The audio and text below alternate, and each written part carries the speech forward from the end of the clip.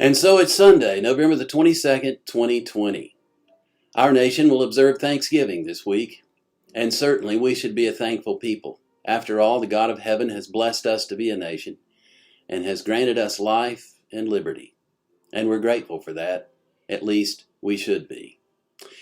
Not much has been said about it, but it was 400 years ago this month that the Mayflower, with its 102 passengers, landed on the shores of Cape Cod. It took them 7 weeks to cross the Atlantic.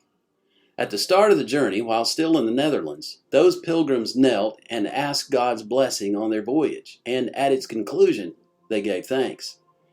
As William Bradford said, quote, "Being thus arrived in a good harbor and brought safe to land, they fell upon their knees and blessed the God of heaven." They had a difficult time after landing, to say the least. 47 people died that first winter, including 13 of the 18 women.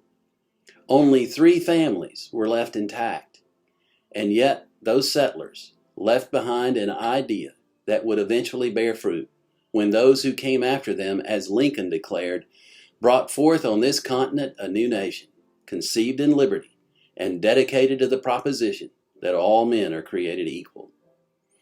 One of those fathers that Lincoln referred to was George Washington, who affirmed that, quote, "Religion and morality are the essential pillars of civil society."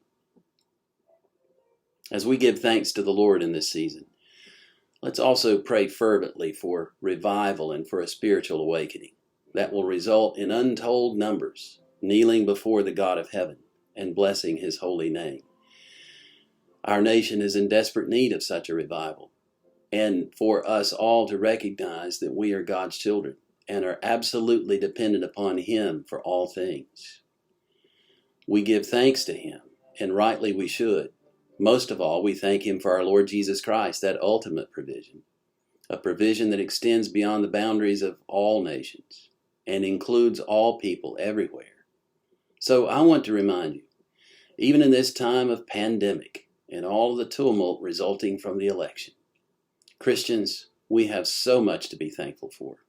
We belong to a kingdom that cannot be shaken, and we have a home in heaven where there will be no sickness or sorrow or death or mourning ever again.